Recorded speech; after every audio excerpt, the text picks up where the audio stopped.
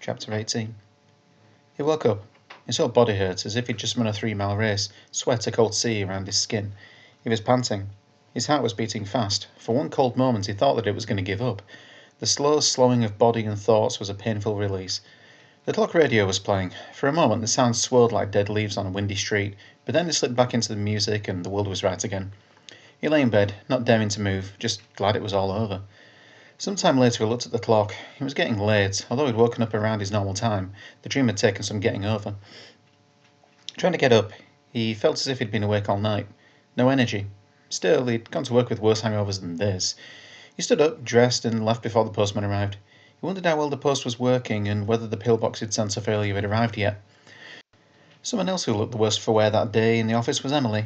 Dull eyes and uncombed hair, she countered all inquiries into her health with a curt, "Couldn't sleep," which was true enough, but a little like Neil Armstrong telling his wife he'd been for a stroll. The moment she'd felt the force brush against her soul stuff, she knew it was going to be a battle for survival. Even if she won, she thought as she ran through her training for encounters such as this, the shockwaves of the battle would bring the Guardians in hours. While there was nothing to stop her defending herself while in exile, they'd naturally want to know how it knew she was there. The evidence would be all too plain that she'd been meddling with a mortal. Time enough to worry about that later, as the blackness seemed to fall in upon her thoughts, slowing every action as a fly struggles in honey. First step, become hungry, empty, feel nothing but an overpowering craving for substance. This had two advantages. Firstly, the force would become confused, unable to tell if it had engulfed her and already made her part of itself and its eternal hunger. Secondly, even if it could distinguish her as a thing apart, it would reconsider taking such an unattractive and painful morsel.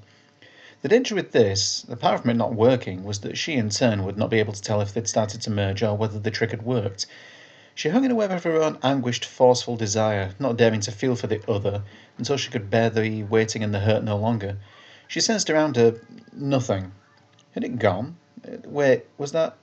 With a psychic roar of triumph it smothered her and started to feed. One last desperate effort, she took the tunnelling tendrils that wrapped so warmly around her thoughts, and with every ounce of power she had, forced them back into scintillating faceted darkness which hung over her. The pain as they wrenched away from her mind was too much, and she blacked out for the first time in 3,000 years.